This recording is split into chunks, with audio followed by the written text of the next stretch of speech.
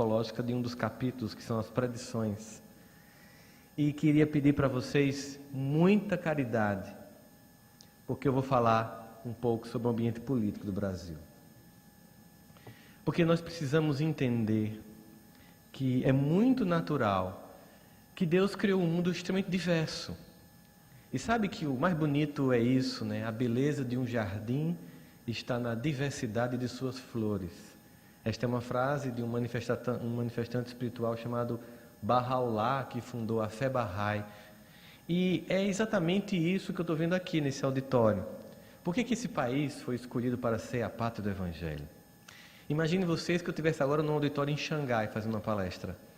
Dificilmente eu encontraria pessoas que ninguém se parece com ninguém aqui. Olha aí ao redor, olha ao redor. Olha, dá uma olhadinha, olha aí. Ninguém se parece com ninguém, tudo estranho aqui uns aos outros. Você imagina uma palestra dessa em Xangai. Você imagina perder um filho numa praia em Pequim. Pequim não tem praia, é em Xangai mesmo, né? Isso é uma brincadeira, obviamente, é para dar conta de que era preciso criar um lugar no mundo em que toda a diversidade fosse criada como um laboratório. Esse laboratório tem como objetivo preparar o mundo para um encontro sem retrocesso das diferenças. Nós estamos construindo um planeta em que não há como negar que vamos viver com todas as pessoas e todas as diferenças. E isso representará para nós um grande desafio de conviver com o outro e olhar para além da cor da pele, para além da etnia, para além da cultura, para além de sua classe social, de sua região, de seu sotaque, de sua língua, de sua expressão de fé, e encontrar um irmão. Isso é muito fácil de ser dito, é bem verdade. É muito fácil de ser percebido do ponto de vista intelectual. Mas acredite, a razão, ela nos levou até onde ela podia. Agora, somente o coração pode nos levar mais longe. No início do século passado, no meio do século passado, se começou a discutir por que a educação não conseguia avançar tanto quanto poderia diante de tudo que a humanidade já produziu. E começou-se então um movimento na Unesco, capitaneado por um francês chamado Jacques Delors, que tinha como objetivo saber o que seria um ser humano plenamente educado. Que características seriam essas? Aí é engraçado porque quando a gente vai ler a obra espírita, a gente fica sempre pensando que eles fizeram André, me ajuda aí, quando a gente fala de um filme antes, do final do filme, a gente chama de quê? De um spoiler, né? A codificação fez um spoiler de tudo que a ciência tem para produzir. Ela meio que antecipou essas questões todinhas. E a gente, quando vê aqui na Gênesis, são chegados os tempos em que eles definem que a gente entende muito bem fisicamente como é a transformação dos elementos que compõem, mas moralmente pela depuração dos espíritos que povoam, né? Essa depuração exigiria então um processo de movimento de moralização e deixando bem claro que esse movimento não causará cataclismas, mas a luta de ideias. Estão percebendo? Não é um tsunami, nem um furacão, mas é a luta de embate de ideias. O que é plenamente compreensível, o que não é entendido por nós é por que não fazê-lo com respeito ao outro e à diferença. Mas a gente vai falar um pouco sobre isso. Então, quando Jacques Delors se juntou um conjunto de especialistas ao redor do mundo para pensar sobre isso, criaram os chamados 4 pilares da educação. Quem aqui é professor, por favor, levante a mão. Exato. Espíritos endividadíssimos. Parabéns, porque somente quem tem compromisso com Jesus aceita o convite de ser educador no Brasil. É 3 encarnações numa só. Parabéns. É sério. É 3 em 1. Nós sabemos, como professores, que quando a gente vai estudar os 4 pilares da educação, muito pontualmente, claramente, eles definem 2 pilares, 4 pilares divididos em 2 ambientes muito claros para nós, que lembram muito a ideia apresentada na Gênesis e na codificação mesmo no Livro dos Espíritos. A asa intelectual e a asa moral, sem a qual um pássaro não consegue se voo no seu processo evolutivo no céu. Assim, os 2 primeiros pilares seriam a capacidade de aprender a conhecer e a capacidade de aprender a fazer. Nós somos ótimos nisso. Capacidade de conhecer, por exemplo, a tabela periódica. E através de todos os elementos da tabela, manipulando esses elementos, nós podemos construir medicamentos, nós podemos construir tantas coisas. Nós podemos, por exemplo, simular o sabor de uma fruta. Vocês já tomaram suco de laranja original da fruta Tang? A gente compra um saquinho de tinta e que simula a cor e o sabor e o cheiro de uma coisa. A gente manipulando a tabela periódica. A gente manipulando, por exemplo, as leis da geometria, a gente consegue fazer um auditório deste tamanho, com um pé direito desta altura, sem nenhuma coluna de sustentação no meio. Porque nós acreditamos, com a graça de Deus, que os engenheiros que projetaram este auditório sabem muito bem cosseno e cotangente e ao mesmo tempo resistência dos materiais e calcularam a coluna e as vigas que aqui estão na crença infinita de que elas não desabarão sobre nós. Nós estamos aqui sendo assistidos por uma multidão com certeza maior do que a que está aqui fisicamente presente. Eu lembro que quando eu comecei a ser espírita, eu ouvia uma senhora que chegava no centro espírita e fazia: meus irmãos, na prece, meus irmãos encarnados e desencarnados. Ela sempre começava assim, né? E hoje a gente pensa, e internautas? Porque tem três grupos. Os desencarnados, hein? E tem os que estão aqui ainda desencarnados, aqueles que dormem e dizem que estão vendo a palestra do outro lado, né? A gente tem esse pessoal que tem essas desculpas interessantes. A gente está aqui, por exemplo, usando tecnologias, uma caixa de som desse tamanho, que vocês estão vendo aí ao redor, com um som tão limpo. Significa dizer que aprender a conhecer e a aprender a fazer, a gente é bom demais nisso. Nossa habilidade.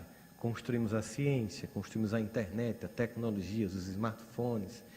Os outros dois pilares representam, então, o desenvolvimento moral da humanidade, na perspectiva da ciência, e vão de encontro ao que o Espiritismo propõe.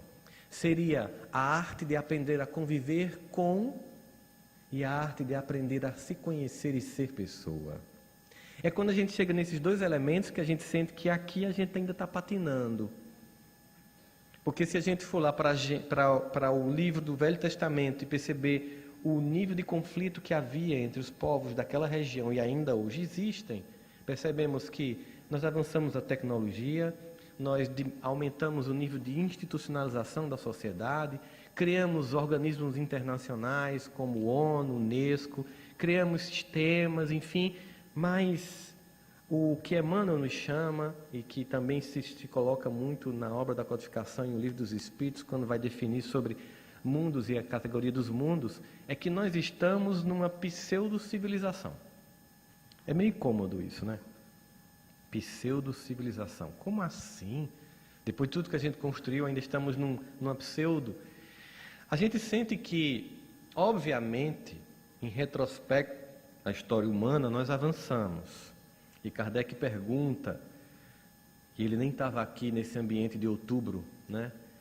Por que quando a gente olha a sociedade humana, a sensação que nós temos é de que, pelo menos do ponto de vista moral, ao invés de avançar, recua? É uma observação interessante, porque nem smartphone Kardec tinha. Imagina.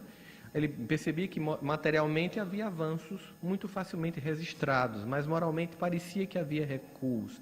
E os Espíritos chamam a ele a atenção sobre um panorama histórico da sociedade. Se você analisar um retrospecto maior, você verá que há avanço, embora haja momentos em que o mal chega ao extremo para que o homem sinta a necessidade do bem das reformas. Obviamente que essa frase, no ambiente político que nós nos encontramos agora tão contaminado, faz com que sempre alguém ache que o meu grupo representa o bem e o outro o mal. E aí a gente cai num simples raciocínio maniqueísta. O maniqueísmo é uma escola filosófica que tende a dividir o mundo de forma muito classicamente entre bons e maus. Quem é bom? Eu. E quem pensa como eu. Né? Quem é ruim? O outro, que diferente de mim, pensa. A nossa infância inteira foi reforçada esse ambiente maniqueísta. He-Man contra Esqueleto.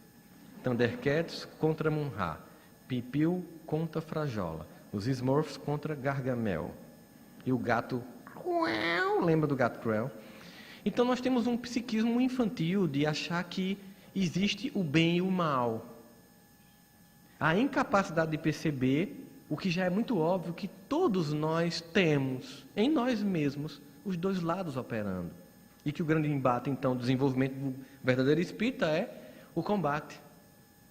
Um combate que ele faz nele e não lá fora, há inclinações. Para que esse projeto de mudança de geração, de um mundo novo, esse movimento em que a gente avança e que mesmo que haja embate e luta de ideias, aconteça de modo respeitoso, possa acontecer no panorama de nossas vidas. O que a gente tem visto, lamentavelmente, são famílias cindidas. O que nós temos visto são grupos do WhatsApp que viraram o desencontro e não mais o encontro. Em que as pessoas, de forma frenética e fanática, querem impor sua visão de mundo ao outro, e que o grande desejo não é mais a raiva do que você fez. Hoje o ódio, nesse momento, não é sobre algo que você fez, é ódio pelo que você pensa, é ódio pelo que você representa, é ódio pelo que você é. Mais absurdo do que ver a relevância que a mentira tomou conta, né, nesse momento no país, é ver a irrelevância que a verdade tomou. Não existe nenhuma relevância para a verdade, porque mesmo quando eu sei que é mentira, eu repasso a informação. E observem, em nenhum momento aqui eu estou falando contra um, contra outro, pelo simples fato que todos os dois irmãos nossos que nesse momento se propõem a candidatura à presidência do Brasil, antes de dizer o que eu vou dizer, eu quero que vocês pensem o seguinte: pensa aí na sua cabeça, uma pessoa que você não suporta, pensa, traz na mente. Impresses. Imagina uma pessoa que diz assim: por que encarnei na mesma época que ela? Pensa. Eu queria dizer um negócio sobre essa pessoa. Deus ama ela perdidamente. Profundamente.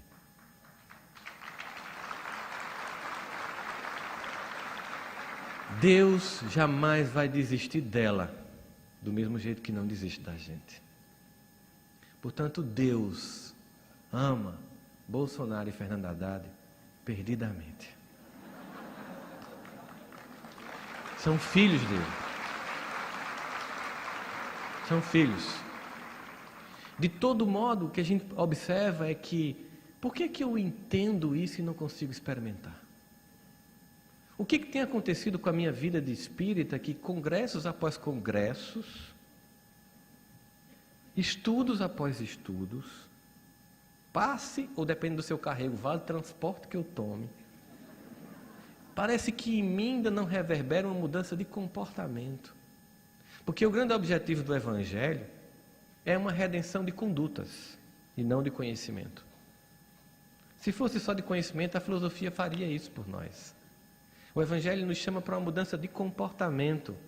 E essa mudança não é um completo apagamento de nossas diferenças, ou um apagamento de nossas visões de mundos díspares, mas é se perceber nessa diferença como irmãos. Portanto, eu queria que vocês levantassem um pouquinho agora, só para fazer uma experiência. Por favor, levantem. E eu queria que vocês olhassem para as pessoas nos 360 graus e para cada uma você dissesse uma frase: o que nos une é muito maior do que qualquer coisa que temporariamente nos separe.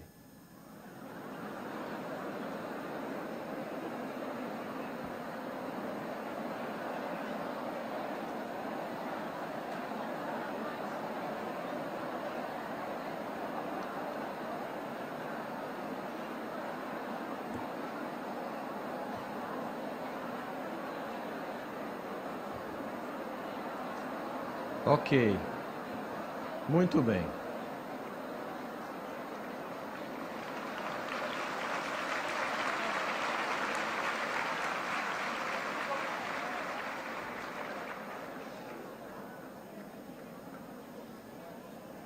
Nós vamos tentar pensar aqui como se nós fôssemos fazer uma poesia.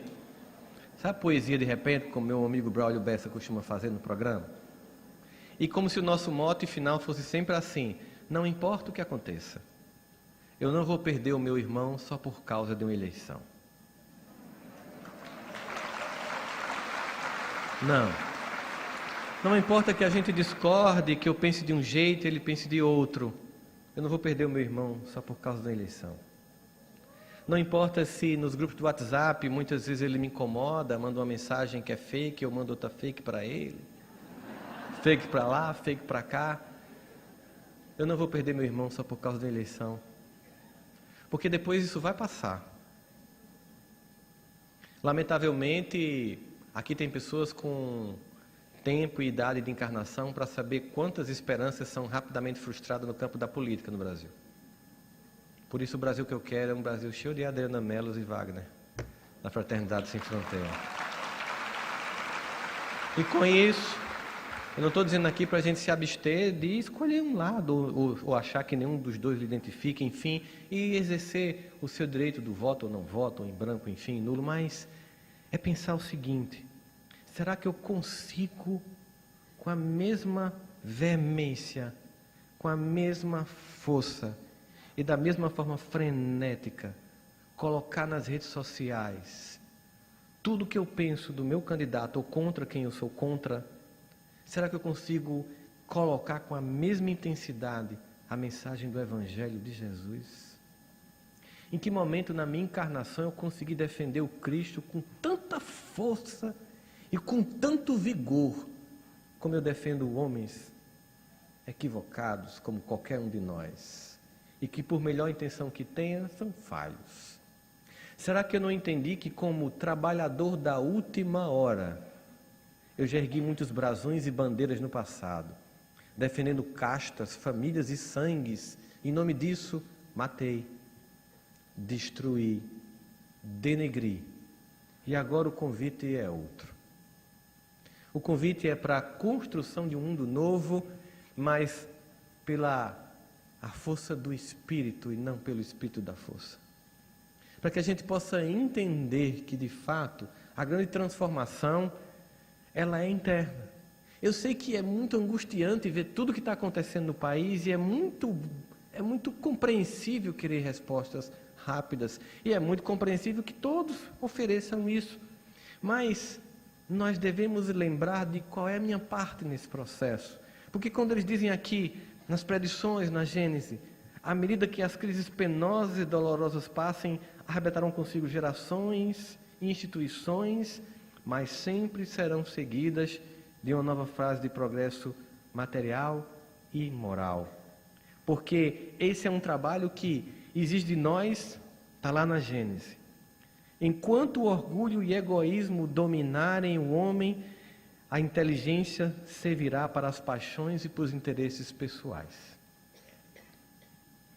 Foi feita uma pesquisa durante a eleição de Barack Obama com Mitt Romney. Foi a primeira eleição que foi o primeiro presidente negro americano, descendente muçulmano, e eles foram para uma disputa. E fizeram uma pesquisa nos Estados Unidos. Colocaram 100 eleitores de Barack Obama e 100 eleitores de Mitt Romney numa sala como essa para acompanhar um debate eleitoral. Colocaram na cabeça de cada um deles um capacete de positron com medição neurológica de atividade, enquanto o debate rolava, para saber o que acontecia no cérebro. E foi muito interessante.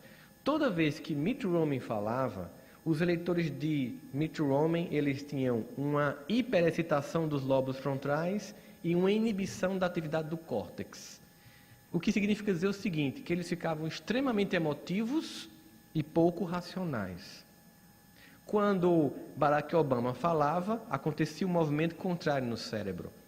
Eles aumentavam imensamente a atividade do córtex e bloqueavam a atividade dos lóbulos, ou seja, ficava altamente racional.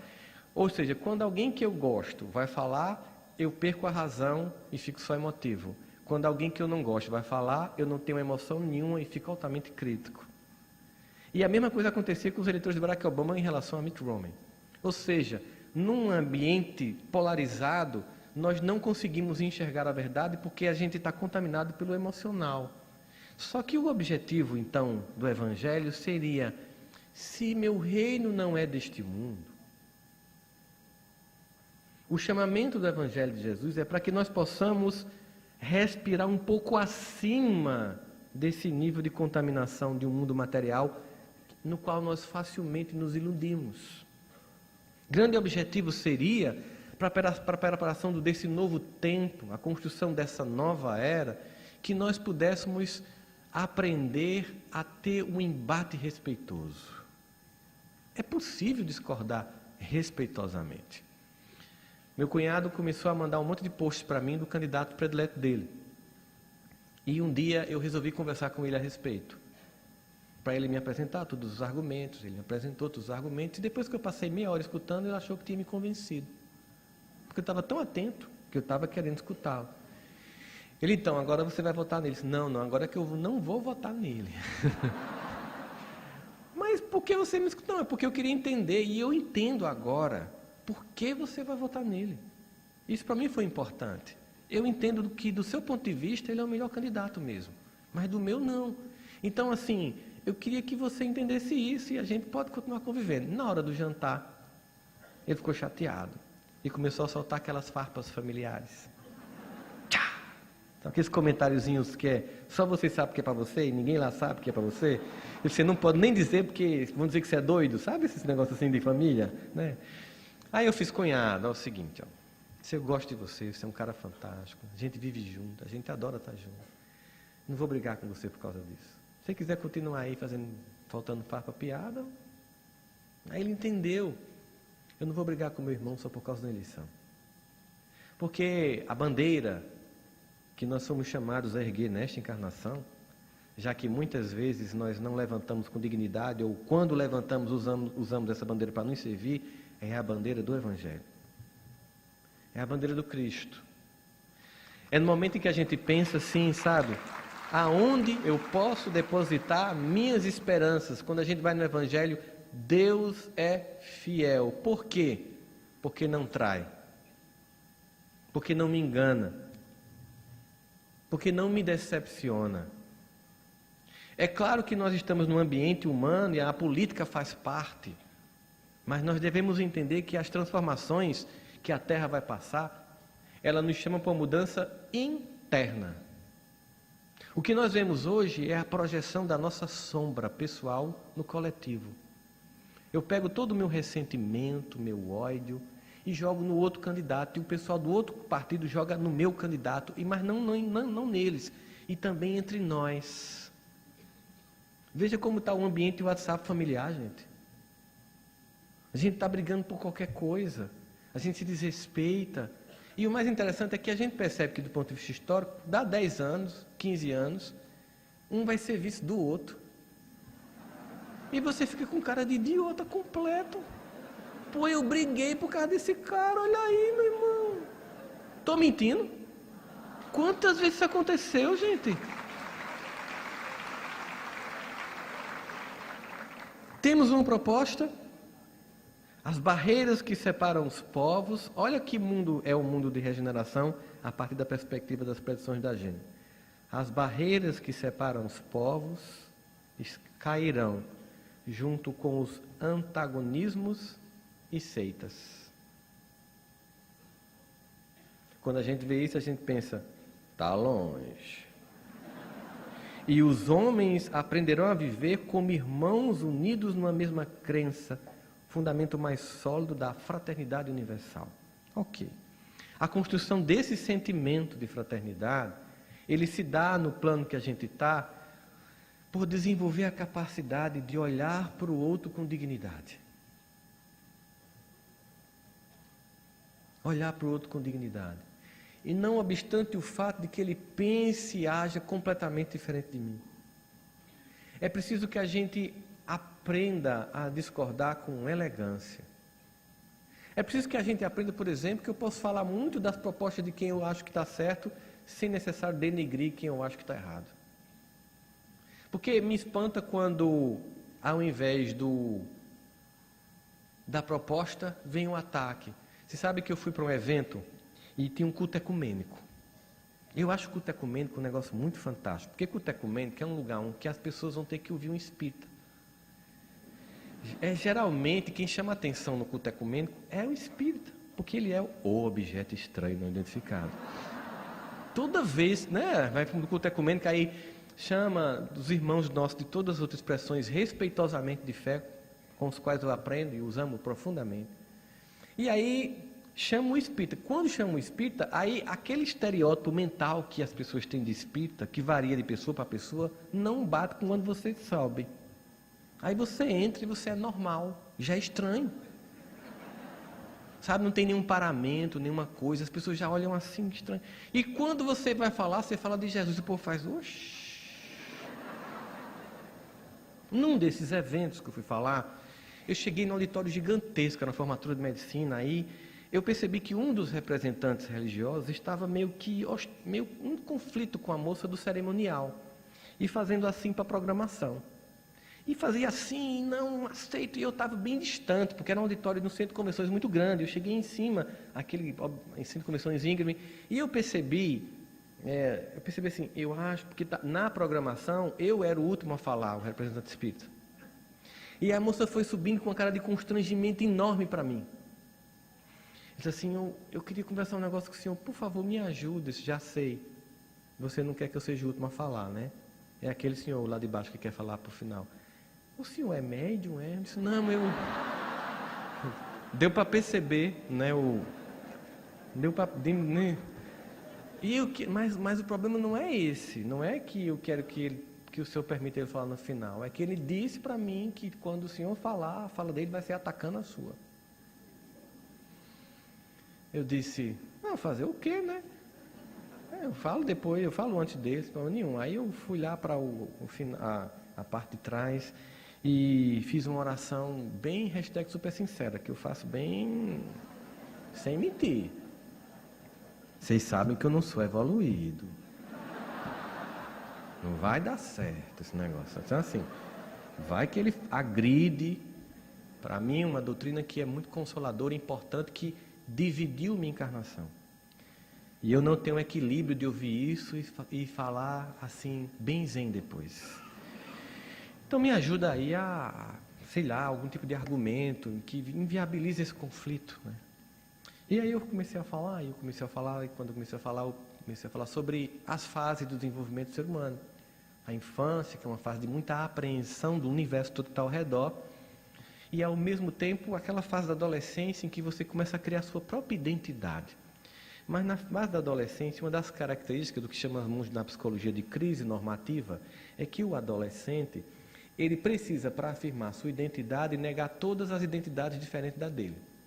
Então, por exemplo, quando ele gosta de esporte radical, ele basicamente fala muito de quem não gosta de fazer esporte. Quando ele gosta de heavy metal, ele fala muito de quem gosta de funk. Entende? Então é como se fosse, para afirmar a minha identidade, eu tenho que negar do outro. Por quê? Porque como psicologicamente ainda é muito frágil essa identidade, ela é muito mais formada na negação do outro do que na afirmação da sua identidade. E eu dizia isso, mas isso é coisa de adolescente, né? A gente sabe. Aqui é um ambiente de adultos maduros e respeitosos, em que não precisam atacar ninguém para mostrar a nossa capacidade de convivência. Enfim, quando esse nosso irmão veio falar, imagina a cara de ódio dele.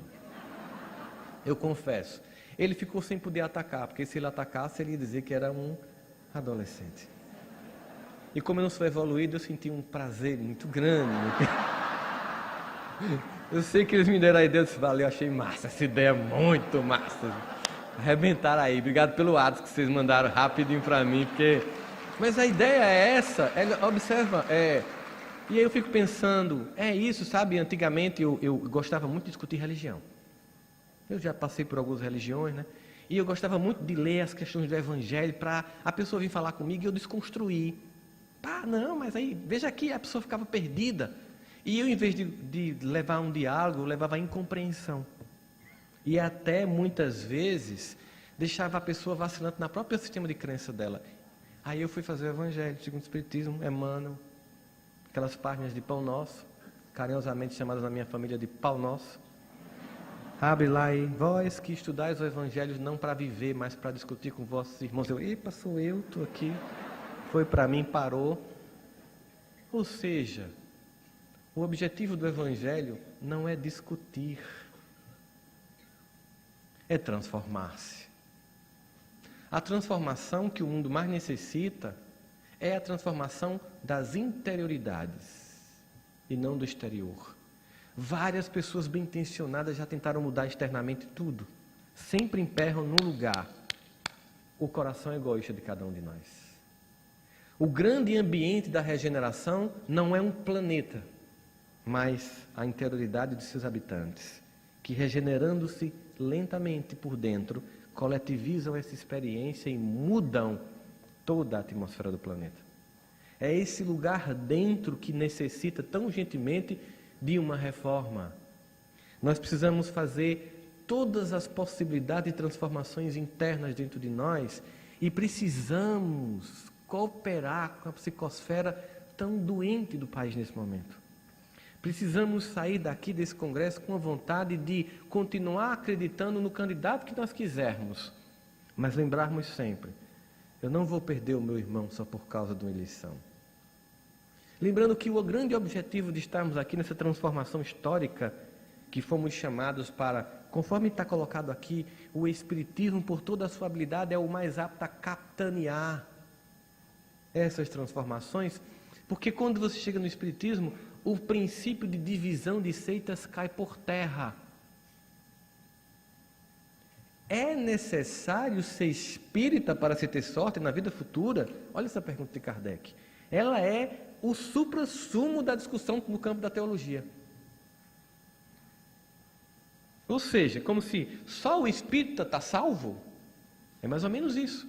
A resposta que a gente escuta nos outros campos de fé, elas variam entre dois tipos de resposta. A resposta clássica e fundamentalista, somente aqui a verdade, tudo lá fora é mentira e do mal, ou, não, até que tem um pessoalzinho que conhece alguma coisinha, mas a verdade verdadeira, não é assim? Invariavelmente. Aí você vai ler a resposta dos espíritos. Primeiro, fazendo ressonância com aquela onde está escrita a lei de Deus, não coloca num lugar físico, mas num lugar imaterial, na consciência, e aí você já quebra ali que está num ponto da cultura humana, ou Bhagavad Gita, os Evangelhos, ou a Torá, ou as Sutras, ou o Corão. Aí a resposta para Kardec, é necessário ser espírita para se ter sorte na vida futura? Resposta dos espíritos, se assim fosse, estariam perdidos todos os que não tiveram o ensejo de conhecer o que seria um absurdo. Olha a palavra que se coloca. Somente o bem garante ao homem o melhor na vida futura. E o bem é sempre o bem, qualquer que seja o caminho que a ele conduza. Tem uma passagem do Bhagavad Gita, em que Arjuna está conversando com Krishna, um diálogo guardado as devidas proporções, tipo João conversando com Jesus, e chega um momento que Arjuna pergunta para Krishna, Senhor Krishna, quando alguém cultua uma imagem que não é a tua, tu atendes? E Krishna, um representante divino, um avatar, um ser de luz, né? E desprovido de ego e egoísmo e necessidade de narcisismo, responde, sim, eu atendo porque eu sei que é a mim que ele busca. Entende isso? Onde eu vou encontrar Deus? Em que templo? Em qualquer templo que você busque. Porque Deus não tem partidos. O partido dele é a humanidade. O projeto dele são todos os filhos por ele criados. E o grande desejo do coração dele é que um dia nós possamos nos olhar como irmãos. Não apenas nos compreender como tal. Compreensão não serve para muita coisa, senão o pneumologista não fumava. Precisamos, de fato, viver a experiência de olhar para o outro com esse sentimento de fraternidade. Por isso, eu queria terminar cantando uma música bastante conhecida no movimento espírita, para que ela possa emanar de centro de convenções no Rio de Janeiro, que foi a primeira capital política deste país. E que daqui também saia a vontade de unidade e de respeito desse país. E a música diz o seguinte, e vocês vão cantar comigo para eu não pagar o mico sozinho.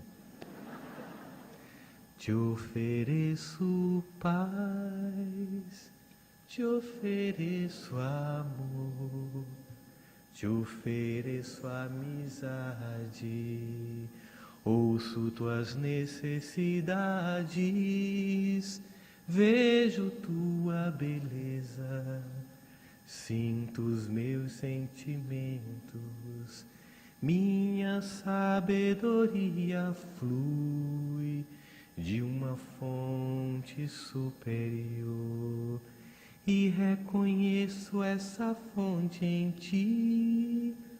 Trabalhemos juntos. Você percebe a proposta da música de Walter Pinto? É que a gente reconhece esse namastê, o Deus que está em mim, saúda o Deus que está em você. Para hoje, a gente está muito com o Satanás que tem em mim, quer estrangular o Satanás que tem em você. Porque precisamos sair desse ambiente tóxico para deixar vir não só as sombras, mas a luz. Porque me chama a atenção quando aquela mulher chega com um monte de gente querendo apedrejá-la, e sempre me incomodava, porque Jesus não resolveu a parada rápido? A mulher estava angustiada. Por que ele não ajudou ela logo? Deixou a multidão vindo, arrastando ela, e ela jogada, e ele lá, e o povo com a pedra na mão, e vamos jogar, e ele... Por que ele não usou 3 possibilidades que ele tinha na manga? Possibilidade número 1, jogar a capa da invisibilidade de Harry Potter na mulher. Ninguém a veria, as pedras não tocariam nela. Possibilidade número 2, já que ele pôde transformar água em vinho, também poderia transformar pedra em areia. Possibilidade número 3, já que ele andou sobre o mar da Galileia, ela podia flutuar a uma altitude que as pedras não tocassem ela. Por que ele não fez isso? E toda vez que eu ia ver a cena no cinema, era um Jesus irritado com a multidão. Que olhava assim, quem são vocês? Igual a mensagem do nosso irmão, né? Se é um congresso só pode gente boa, toma meu crachá. Não combina Jesus olhando com julgamento para a multidão. Mas imaginar um ser que é puro amor, ele deixou a multidão se aproximar, porque ele tinha tanto amor pela mulher adúltera, quanto pela multidão com pedras na mão. E a pergunta que ele faz é para devolver a cada um a individualidade e a razão. Ele não fez uma pergunta para a multidão, ele fez uma pergunta para cada pessoa da multidão. Aquele que nunca tiver errado, que atire a primeira pedra. E o objetivo foi, meu filho, e se você estivesse aqui, no lugar dela? Era isso que você queria? É assim que você quer que o outro te trate, com desrespeito, jogando a pedra, olhando para você e projetando todas as sombras, todo o ódio, toda a angústia, toda a revolta, todo o lamento, toda a inveja, toda a infelicidade pessoal, todas as escolhas infantis, todos os sonhos não alcançados, eu vou projetar em alguém que pensa diferente de mim, que eu vou pegar todo esse ódio que no fundo é meu, de mim mesmo, e vou jogar em você porque é mais confortável para o meu ego. É isso que a gente está fazendo hoje no Brasil. Vamos ter dignidade e assumir as responsabilidades por escolhas que nós fizemos, pelo caos particular de cada uma de nossas próprias vidas, para que a gente possa lançar sobre ela luz e transformação. E que a gente possa olhar um ambiente e dizer, pensando como eu penso, agindo como eu ajo, gostando de quem eu gosto, mas lembrando sempre que eu não estou aqui por causa da política, eu estou aqui por causa de um projeto de eternidade. E é por isso mesmo que, como um mantra, até terminar esse outubro, possamos sempre lembrar, de forma muito clara no nosso coração, não, eu não vou perder o meu irmão só por causa de uma eleição. Muito obrigado a todos, muita paz e bom congresso.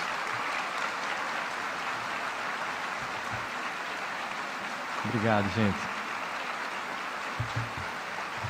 Eu queria aproveitar e chamar aqui uma pessoa muito querida, que também é um desses que fala pouco, mas faz muito.